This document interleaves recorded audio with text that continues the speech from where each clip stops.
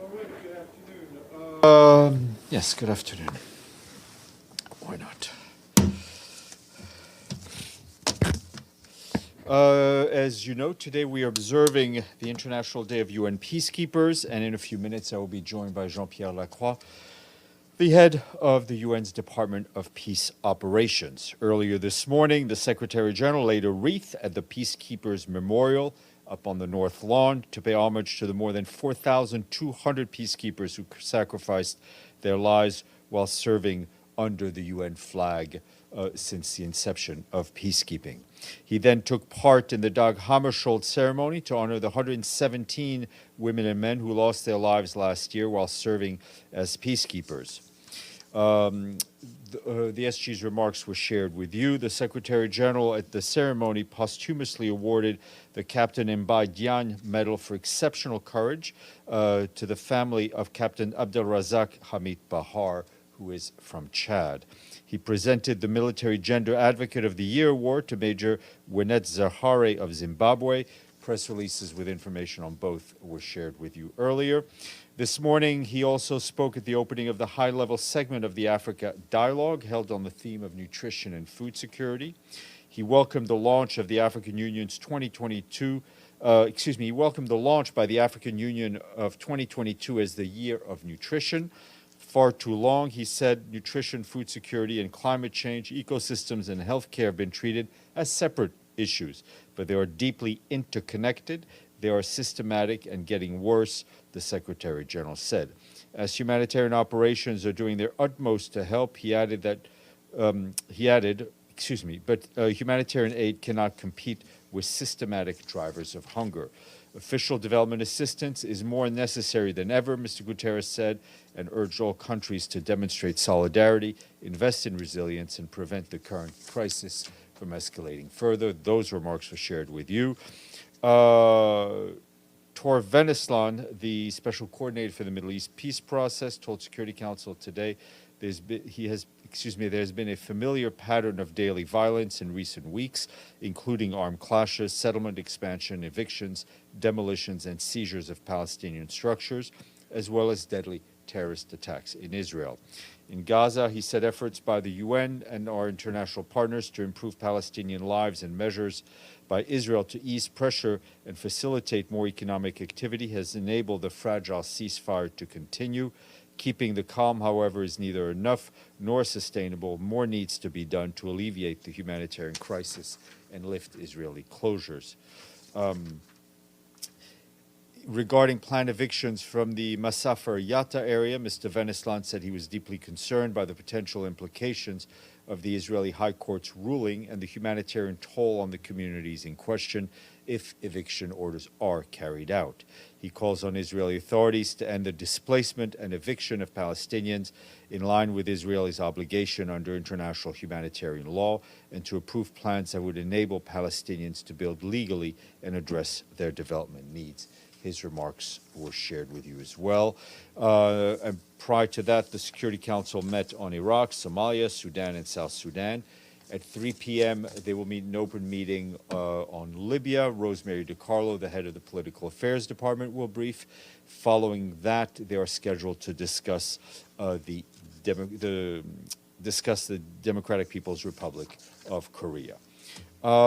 We informed you a bit earlier today that representatives of the governments of Yemen and Ansar Allah started negotiations under UN auspices yesterday in Amman to agree on opening roads in Taiz and other governorates. The special envoy of the UN, Hans Grunberg, called on the parties to negotiate in good faith to urgently reach an agreement that facilitates freedom of movements and improve conditions of civilians. As part of the truce, the parties have also made important progress towards resuming commercial flights to and from Sana'a Airport. More than 1,000 passengers have traveled so far, and the frequency of flights is increasing. The current truce agreement approaches, as the current truce agreement approaches its end on June 2nd, which will have been 2 months since the start, Mr. Grunberg is actively engaging with the parties to renew the truce. He said that we have seen the tangible benefits the truce has delivered so far in the daily lives of Yemeni people. The parties need to renew the truce to expand and consolidate these benefits for the people of Yemen who have suffered over 7 years of war. The African Union's Extraordinary Humanitarian Summit and Pledging Conference begins tomorrow in Malabo in Equatorial Guinea. The Secretary General will be represented by the Emergency Relief Coordinator, Martin Griffiths. Mr. Griffiths spoke at a side event today. One is on an event on the Secretary General's action agenda on internal displacement, and the other one is on climate change and humanitarian action, responding to the needs in Africa. Mr. Griffiths highlighted the more than 27 million people were internally displaced on the African continent in 2021 due to conflict, violence, and disasters. This is the highest figure ever recorded for the region and almost half of the global internal displacement figure. He also presented the Secretary General action agenda that was developed last year, which lays out how the UN intends to address the internal displacement more effectively. Between 2019 and 2022, the number of people who needed humanitarian assistance in countries in Africa increased from 77 million to 130 million people. In that time frame, the number of people targeted for humanitarian assistance also surged from 56 million to 87 million men, women, and children. Since 2019, financing needs have risen from $12 billion to $15 billion, but only half of this amount is received every year. Also in Malabo, the African Union will hold the Extraordinary Summit on Terrorism and Unconstitutional Changes in Africa. The Secretary General will be represented in that segment by Vladimir Voronkov, the Undersecretary General for Counterterrorism.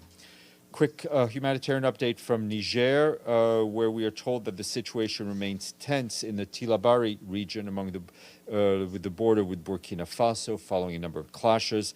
Since May 1st, 51 civilians have been killed. More than 34,000 men, women, and children have fled their homes in Niger's border area with Burkina Faso and Mali due to fighting since the beginning of this year. We, along with our partners, are working to increase our access to these areas with food security likely to worsen. The humanitarian response plan for 2022, which seeks $552 million to support 2.3 million people, including more than 500,000 people, is only 11.3% funded. And I was asked yesterday about comments Mr. Ramesh Rajasingham made in the Security Council regarding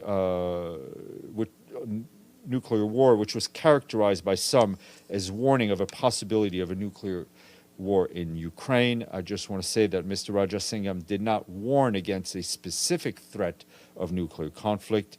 He echoed a concern raised already in March by the UN following public statements making reference to nuclear weapons. On that bright note, before we go to Mr. Lacroix, Ms. Leder, and then Valeria. Thank you, Steph. Ahead of the Security Council meeting on Libya, is there any announcement imminent on a new special representative? And can you tell us what the Secretary General's Special Advisor Stephanie Williams has been up to recently? I think Ms. DiCarlo will outline Ms. Williams' activities. From what I know and from looking into the pipeline, I don't believe an announcement of a SRSG is imminent, though I have been wrong on these predictions before. Valeria. Thank you, Steph. On the new restrictions that have been placed on us using our offices on the weekend, I would like to protest once again, since we really do not understand why these restrictions have been placed on us, which are the opposite of the nature of our work. And on top of that, nobody consulted ANCA before putting this restriction in place. I just want to underline that is a worrying development affecting the press access and the freedom for us to do our work. I understand. So I'm asking you if you can, do something on the matter, and if there is any news since ED raised the issue a couple of days ago. As soon as there is news, I will share it with you. Edward. Okay, I have two questions. First one is concerning the death of Ab Akleh. Today, it's been reported that the Attorney General of Palestine, Akram al-Khatib, said that it's clear that one of the occupation forces had fired a bullet that hit journalist Shireen Ab Akleh directly in her head. And he said this during an investigation report. Since the Israeli army said they won't conduct any probe in this situation, and then the Palestinian, they have their own. Do you find this result acceptable from the United Nations, or who should do the investigation? It's not for me to judge what is acceptable. I think, first of all, Mr. Venneslan addressed this issue in his briefing. I think it is important that there be an independent and clear investigation to get to the bottom and see how Shireen was killed. Yeah, but you know, for the past few weeks, we've no, been I'm fully aware of this. I'm fully aware of the situation. Your second question. Okay, the second question is: does the Secretary General aware that the UN Special Rapporteur on the Rights of Indigenous People, Francisco Calizai, is planning to go to Canada for to examine the overall human rights situation of Indigenous people? But he would not be investigating crimes related to the graves, which actually has been asked by the First Nation Assembly of Canada. Does the Secretary General aware of this trip? No, the independent, the rapporteurs are independent, named on an individual basis by the Human Rights Council. They're a critical part of the human rights mechanism, the human rights architecture, but the Secretary General has no authority over their activities or their reporting. Abdelhamid. Thank you, Stéphane. I want to quote Mr. Winsland and what he said about Shireen Abu Akleh. You're happy for you to ask whatever question. Okay, I don't want to. I saw his remarks. They were distributed. I just quoted them. I know exactly what he said. So, I mean, he said, which Palestinian militants exchanged fire with ISF? This is my question. There was no exchange of fire. AP, CNN, Haaretz all said there was no exchange of fire. So when he said that, he gave a context which is unfounded. There was no exchange of fire. This is my question. Well, that's a statement, not a question. I have nothing to add or move away from what Mr. Venneslan said in the Security Council. A second comment, second question. He said about the flag march on 29. He asked the Israeli government to take wise decisions to minimize conflict or confrontation. What does he mean by wise decision in this context? I think we would encourage everyone who has authority, who's in a leadership position, to take actions that brings calm instead of heightening tensions. That's what it means. Yes, sir. Thank you, Steph. With regard to the Xinjiang police information, a computer leak, and the pictures that's been published for those who are detained in China, in the Xinjiang province. I understand that Ms. Bachelet is currently in China. What's the Secretary General and the Human Rights High Commissioner, High Representative, position on that? And was this brought up during her negotiations with the Chinese officials? Yes, she is in China. We've made that very public. She will have a press briefing, I think, at the end of her trip, I think late Friday night your time, and she will talk about her trip. This is her trip, which the Secretary General has fully supported, and she will discuss or divulge publicly what she wants to divulge about what has been discussed. Okay, I will now go get my esteemed guest.